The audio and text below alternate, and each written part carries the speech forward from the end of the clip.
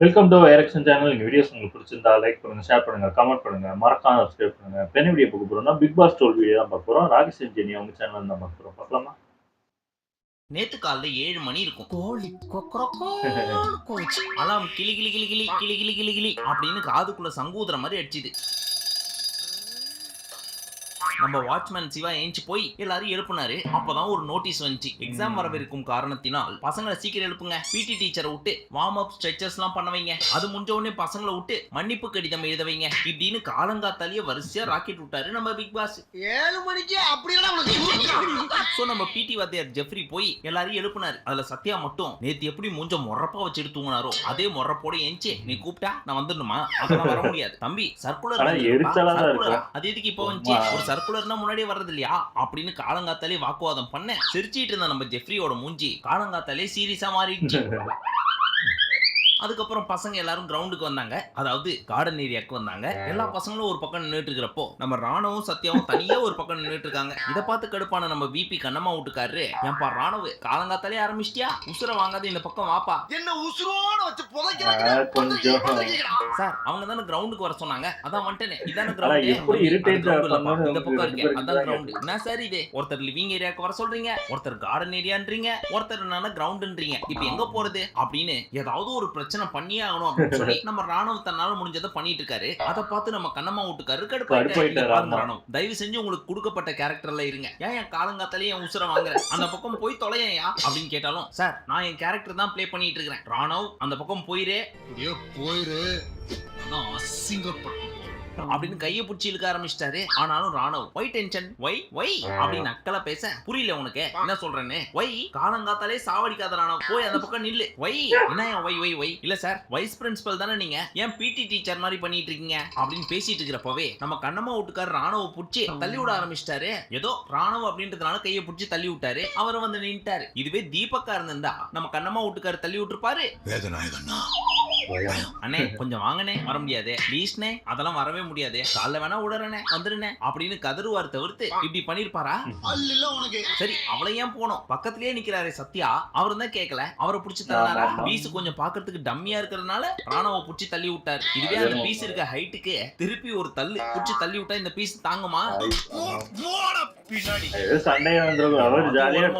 வெடிக்க பார்த்துட்டு இருந்த ஜெஃப்ரி ஒரு பாயிண்ட்ல காண்டாயி நான் என்ன சொல்றேன்னு புரியுதா இல்லையா உனக்கு? உங்களுக்கு அப்படின்னு அவர் பாட்டுக்கு ராணுவ புடிச்சு கத்த ஆரம்பிச்சிட்டாரு. ஆனா அவ்வளவு பேச்சு பேசினார் நம்ம கண்ணம்மா வீட்டுக்காரரு. இந்த பீஸ் அடங்கவே இல்ல, ஒரே கத்து தான் நம்ம ஜெஃப்ரி கத்துனார். ஸ்கூல்ல டீச்சரோட இப்படிதான் ஆர்கியூ பண்ணிட்டு இருப்பீங்களா அப்படின்னு. அடுத்த செகண்டே கப்பு சிப்புன்னு ஆயிட்டாரு நம்ம ராணுவ. யாருக்கும் அழகான இந்த குரங்கு உன் குரல் கேடான பவ்யமா ஓடுது. பட் இருந்தாலும் நம்ம ஜெஃப்ரிக்கு கோவமே அடங்கல. என் கிளாஸ்ல யாரு இருக்கணும் யாரு இருக்க கூடாது என்பதை முடிவு செய்ய வேண்டியது.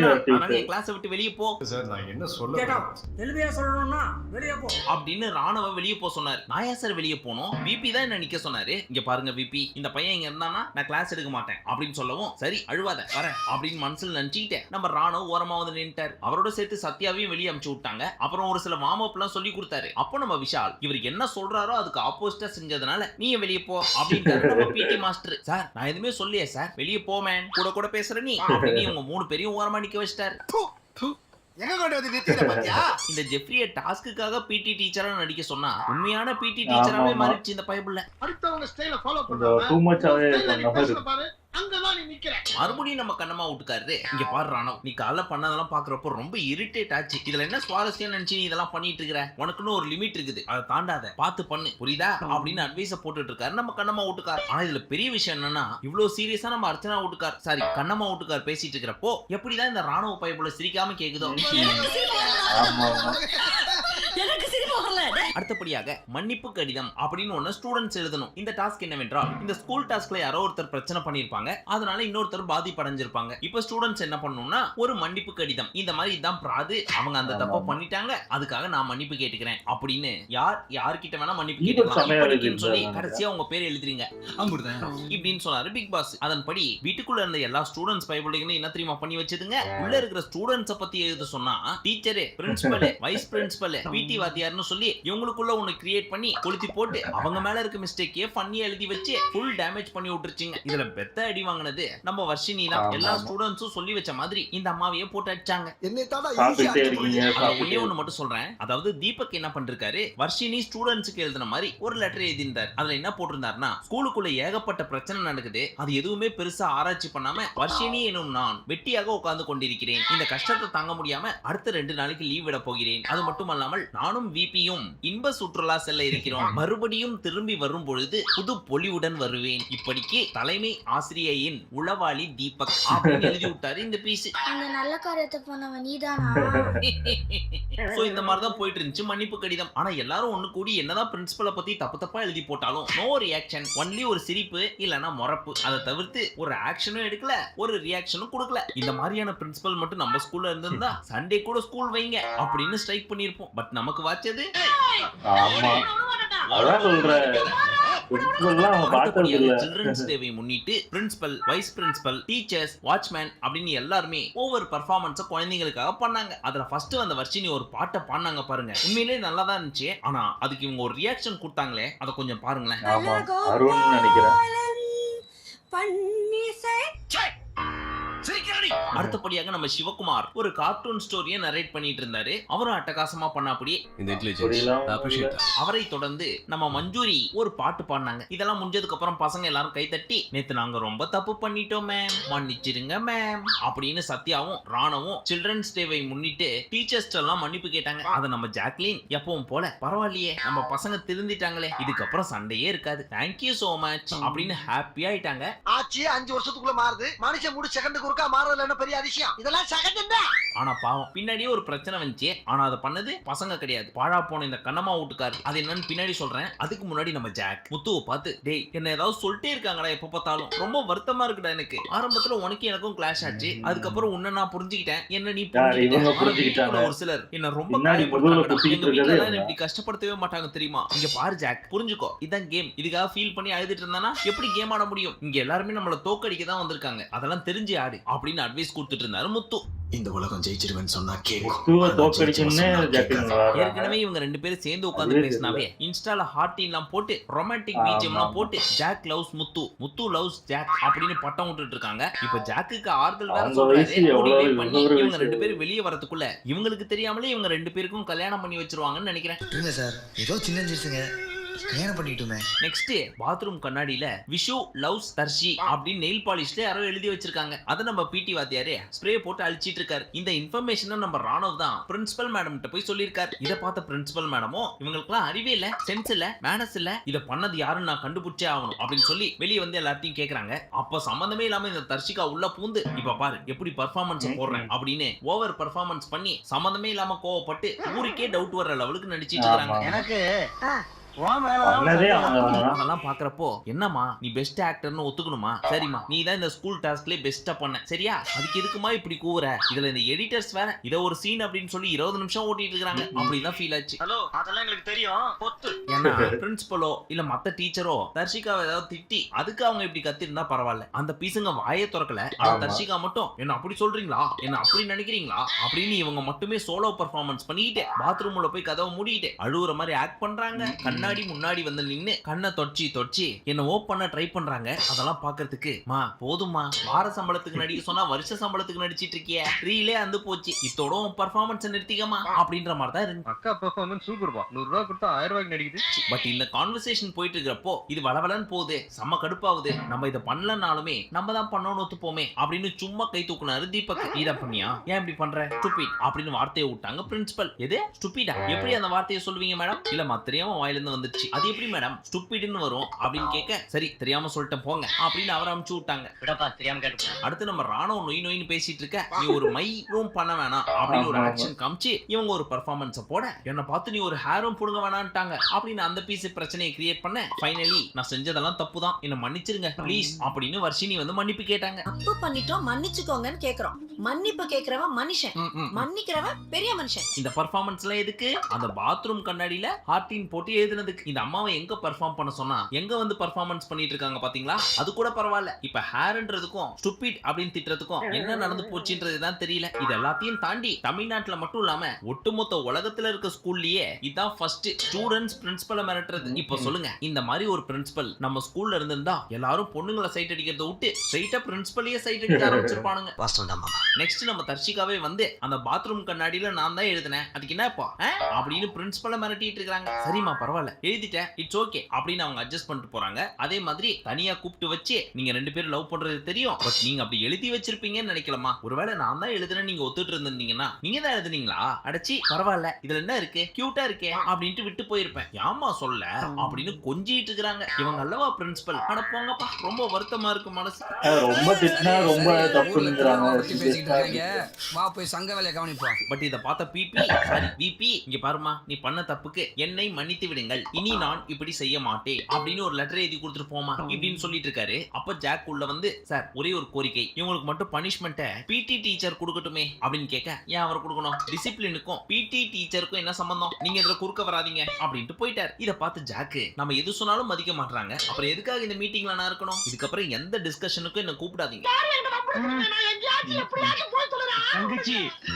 ஏன் இவ்வளவு ஆக்ரோஷமா பேசுறீங்க, என்னாச்சு அப்படின்னு கேட்க, பின்ன நீங்க மட்டுமே பேசிட்டு இருந்தா அதுக்கு எதுக்கு நாங்க, நீங்களே பண்ணிட்டு போங்க. இப்ப என்னமா பண்ணுங்கிற? இல்ல பிடி டீச்சர் ஏன் பனிஷ்மெண்ட் கொடுக்க கூடாது, அவர் ஏன் பனிஷ்மெண்ட் கொடுக்கணும், அதான் நாங்க இருக்கோம்ல அப்படின்னு ஜாக் பேசுறத ஸ்டாப் பண்ணிட்டே இருக்காரு. காரணம் என்னவென்றால் இந்த வாரத்தோட கேப்டன் யாரு? நம்ம அருண். நம்ம பிடி ஒரு பனிஷ்மெண்ட்டை கொடுத்து அது மூலியமா பிரச்சனை கிரியேட் ஆச்சுன்னா நம்ம கண்ணம்மா வீட்டுக்கார் போட்டிருக்கிற கேப்ல இருந்து ஒரு ரிப்பன் கழட்டப்படும். ஒருவேளை 4-5 பிரச்சனை வந்துச்சுன்னா 5 ரிப்பனும் கழட்டப்படும். அதனால கேப்டன்சி பறி போகும். அதுக்கு தானே நீ அஸ்திவாரம் போடுற, அது மட்டும் நடக்கவே விட மாட்டேன் அப்படின்னு உள்ளுக்குள்ள நினைச்சுக்கிட்டே பாய்ஸ் டீமுக்கு ஏதாவதுனா நான் உசுர கொடுப்பேன் அப்படின்னு சொல்லாம சொல்லிட்டு இருக்காரு. அப்படி என்னடா பண்ணுச்சு இந்த குடும்பம் உனக்கு? சரி, அது மட்டும் பண்ணாலும் பரவாயில்ல, எங்க ஜாக் பேசினாலுமே அதுக்கு எல்லாத்துக்கும் ஆப்போசிட்டா நான் உனக்கு பேசியே தீருவேன் அப்படின்னு சொல்லி அந்த பொண்ணு ஸ்டாப் பண்ணது மட்டும் இல்லாம ஃபுல்லா புள்ளி பண்ணி அந்த பொண்ணு அழ விட்டு மூஞ்சியே வீங்க வைத்து விட்டா நம்ம கண்ணம்மா.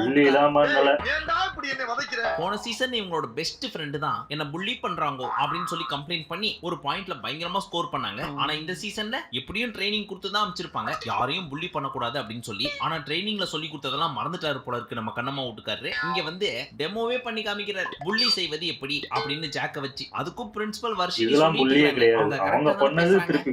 ஆனாலும் அவங்க ஸ்டாப் பண்ணிட்டு பைபாஸ் பண்ணிட்டு இவர் மட்டுமே பேசிட்டு இருக்காரு. சோ இதுக்கு மேல நான் இந்த வேலைக்கு வரல, நீங்க அவரை வச்சே பாத்துக்கோங்கன்னு சொல்லி ஐடி கார்டை கழட்டி வச்சுட்டு போயிட்டாங்க. என்னுடைய ராஜினாமா கடிதம். அதுக்கப்புறம் பிரின்சிபல் தான் கன்வின்ஸ் பண்ணி ப்ளீஸ் போட்டுக்கோங்களேன் அப்படின்னு அந்த ஐடி கார்டை போட வச்சு சமாதானப்படுத்தினாங்க.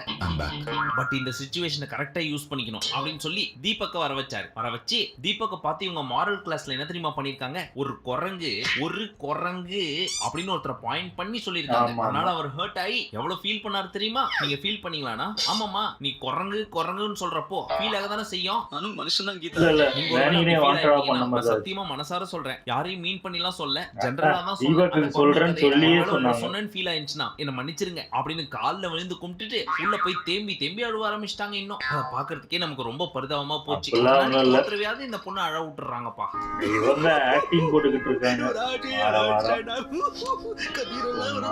அதுக்கேத்த மாதிரியே நம்ம ஜாக்கும் நம்மளதான் அடிக்கிறாங்கன்னு தெரியுதே, கோவப்பட்டு டென்ஷன் ஆகி தூக்கி போட்டு மிதிப்போம், வாயாலே அசிங்கமா திட்டுவோம் அப்படின்னு இல்லாம ஏதாவது ஒண்ணு சொல்லிட்டாலே பொசுக்குன்னு அழுவ ஆரம்பிச்சிடுறாங்க. பட் கவலைப்படாதீங்க ஜாக்லின், உங்களோட ஒரு துளி வியர்வைக்கு 1 பவுண்ட் தங்க காசுலாம் எதிர்பார்க்காதீங்க. ஒரு கிராம் எனக்கு கட்டுப்படி ஆகாது.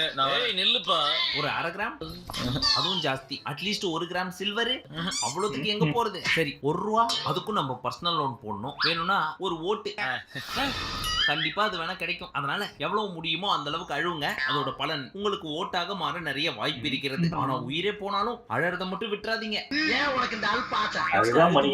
ஜாக் என்ன சொல்றாங்க, நான் அந்த குரங்கு கதையை தான் சொன்னேன், அதுல வந்த குரங்கு அவருன்னு நினைச்சுக்கிட்டாரு, நான் சத்தியமா அப்படி மீன் பண்ணி சொல்லவே இல்லை. ஒருவேளை அவருக்கு அவ்வளவு ஃபீல் ஆயிடுச்சுன்னா அவர் எவ்வளவு வார்த்தையை விடுறாரு, எவ்வளவு கஷ்டப்படுத்துறாரு, அதெல்லாம் அவருக்கு தெரியாதா அப்படின்னு இன்னும் ஃபீல் பண்ணி அழுதுட்டு இருக்காங்க. கரெக்ட் தான், வாஸ்தவமான பேச்சு தான். ஆனா என்ன பண்றது, அவர் கொஞ்சம் ஷார்ட் டெம்பர்ட், பொசுக்குன்னு வார்த்தையை விட்டுருவாரு. நம்ம தானே தானே அட்ஜஸ்ட் பண்ணிட்டு போனோம் அப்படின்னு முட்டு கொடுக்கறதுக்கு ஒரு கேங் கூட சுத்திட்டு இருக்குது. அப்படி இருக்கிறப்ப அவர் என்ன பண்ணுவாரு பாவம்? கரெக்டா தீபக்கண்ணே? இங்க ஓன ஊருக்குள்ள விட்டா நம்ம ரகசியத்தெல்லாம் சொல்லி அசிங்கப்படுத்திடுவான். ஆள் நடமாட்டமே இல்லாத இடமா பார்த்து அடிச்சு சாப்பிட்டு. அடுத்தபடியாக ஸ்கூல் டாஸ்க் முடிய போறதுக்கு முன்னாடி ஃபர்ஸ்ட் 3 ஸ்டூடண்ட்ஸ்க்கு gold medal, silver medal and bronze medal கொடுக்க சொல்லியிருந்தாரு பிக் பாஸ். அண்ட் லாஸ்டா வந்த 3 ஃபர்ஸ்ட் ஸ்டூடண்ட்ஸ்க்கு இம்போசிஷன் கொடுக்க சொல்லியிருந்தாரு. அதன்படி ஃபர்ஸ்ட் பிளேஸ்ல முத்து, செகண்ட் பிளேஸ்ல சாச்சனா அண்ட் தேர்ட் பிளேஸ்ல ஆறுதல் பரிசு அப்படின்ற பேர்ல ஒரு சர்டிபிகேட்டை கொடுத்தாங்க. ஆனா கடைசியா வந்த 3 பேருக்கு 100 டைம் ஒரு வாக்கியத்தை கொடுத்து இம்போசிஷன் எழுத வச்சாங்க. ஏன்டா நீங்க எல்லாம் இங்க வந்து ஆனா இந்த ஆர்டரிங் பாத்தீங்கன்னு வச்சுக்கோங்க, முழுக்க முழுக்க ஃபேவரிசம் தான் நடந்துச்சு. இதுல விஷாலுக்கு, ரியாக்கு அண்ட் இன்னும் ஒரு சிலருக்கு பெருசா விருப்பமே இல்ல. இருந்தாலும் நீங்க அரேஞ்ச் பண்ற ஆர்டர் வாங்கி கட்ட முடியாது, அப்புறம் என்னத்துக்கு நாங்க சண்டை போடணும் அப்படின்னு உஷாரா சத்யாவும் ராணாவும் சிறப்பான சம்பவம் பண்ணிட்டு லாஸ்ட் 2 பிளேஸ்ல போய் நின்னுகிட்டு 100 தடவை அவங்க கொடுத்த இம்போசிஷனை எழுதி முடிச்சிட்டாங்க. சோ எல்லாம் முடிஞ்ச உடனே ரியா என்ன சொல்றாங்க, இந்த பொண்ணு பேசினாலே பிரச்சனை தான் பண்ணும் அப்படின்னு நினைச்சிட்டாங்க. இத கண்டிப்பா என்னால மாத்தவே முடியாது இப்படின்னு சொல்லிட்டு இருக்கிறப்போ சத்யா என்ன சொன்னாரு, அதுக்காக என்ன பண்ண முடியும்? காக்காவை பிடிச்சிட்டு இருக்க முடியும்? ஆமா, அங்க பாரு இந்த ரயானு காக்கா பிடிச்சு 3rd பிளேஸ் வாங்கிட்டு உட்காந்துட்டு இருக்கான். நம்ம இங்க உட்காந்து இம்போசிஷன் எழுதிட்டு இருக்கிறோம். நீ ஏன் நியாயமா சொல்லு, அவன் என்ன பண்ணான்னு அவனுக்கு 3rd பிளேஸ். சிம்பிள். நம்ம கிளாஸ் எடுத்தாங்கல்ல, எந்த கேள்வி கேட்டாலும் நான் பதில் சொல்லுவேன், அவனை சொல்லு ஒன்னும் சொல்ல மாட்டான் அப்படின்னு கழுவி ஊத்துனாங்க இந்த அம்மா. பண்றதெல்லாம் பக்கா ஃப்ராட் தானோ? ரியா கேக்குறது கரெக்டா தான் இருக்குது. அந்த பீஸ் இந்த டாஸ்க்ல எங்க போச்சுன்னு கூட தெரியல, எதுக்கு 3rd பிளேஸ் கொடுத்தாங்கன்னு தெரியல. வெல் பிஹேவ்டு சைல்டு அப்படின்னு எடுத்துக்கிட்டோம்னா இவரை விட நிறைய பேர் நல்லாவே பிஹேவ் பண்ணாங்க. அவங்க எல்லாருக்கும் ஆறுதல் பரிசு கொடுத்துட்டு இந்த பீஸை தூக்கி 3வதுல உட்கார வச்சிட்டாங்க. ஆனா இந்த பீஸ் என்ன பண்ணுச்சுன்னு பிளாஷ்பேக்ல போய் பார்த்தா ஃபுல் டைமா சௌந்தர்யாவோட கை கோத்துக்கிட்டு அர்ஜுனா பாட்டு பாடாத குறையா சுத்தி வந்துட்டு இருந்துச்சு. நான் எப்ப கூப்பிடணும் அப்பதான் வரணும். சரி மாலா.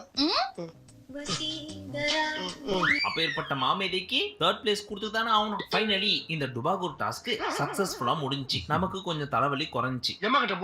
தயவு செய்து இனியாவது இந்த பாய்ஸ் அண்ட் கேர்ள்ஸ் அப்படின்ற கான்செப்டை கம்ப்ளீட்டா எரேசர் வச்சு அழிச்சிட்டு எல்லாரையும் ஒரே வீட்ல விடுங்க. அதுக்கப்புறம் நீங்க எதுவுமே பண்ண வேணாம், ஆட்டோமேட்டிக்கா உங்களுக்கு கண்டென்ட் கிடைக்கும். சோ பார்த்து பண்ணி விடுங்க பிக் பாஸ் குழு. மீண்டும் உங்களை அடுத்த வீடியோவில் சந்திக்கும் வரை நன்றி, வணக்கம், நமஸ்தே, நமஸ்கார். சூப்பர், நல்லா இருந்துச்சு. ஆனா இதுதான் ஆனந்திக்கு, அதாவது நல்லா பிஹேவ் பண்ணவங்களுக்கு தான் ரேங்கிங்னு சொல்லி ஆனந்திக்கு எது கொடுத்தாங்கன்னு தான் தெரியல. இந்த கேரக்டரே திருடுற கேரக்டர். அப்படி இருக்கும்போது ஒரு ஸ்கூல்ல திருடுற பொண்ணுக்கு இப்படி ஒரு நல்லா பிஹேவ் பண்ண ஒரு பொண்ணுன்னு எந்த இதுவுமே கொடுக்க மாட்டாங்க கண்டிப்பா. அதுவே தப்பான ஒரு விஷயம். அவங்களுக்கு கொடுத்துருக்கே கூடாது. அவங்களையே 4வது கொடுத்ததே தப்பு தான். அதே மாதிரி ராயனும் ஒன்றும் பண்ணலை, என்ன பண்ணாங்கன்னு தெரில. அதே மாதிரி அவங்களுக்கு கொடுத்து வச்சிருக்காங்க. ஆனால் நிறைய இது பண்ணியிருக்காங்க, அது ஏன்னு தெரில. அது இவங்க இஷ்டத்துக்கு பண்ண மாதிரி தான் பண்ணியிருக்காங்க. அதே மாதிரி ஜாக்லின் ஒன்றும் அவ்வளோ சூப்பராக எதுவும் பண்ணலை. அவங்க வன்மத்தை தான் கக்குனாங்க, அது நல்லாவே தெரிஞ்சிச்சு. இதெல்லாம் வன்மத்தை கக்கலைன்னு சொல்லி இதுக்கெல்லாம் முட்டு கொடுத்தீங்கன்னா ஒன்றுமே பண்ண முடியாது.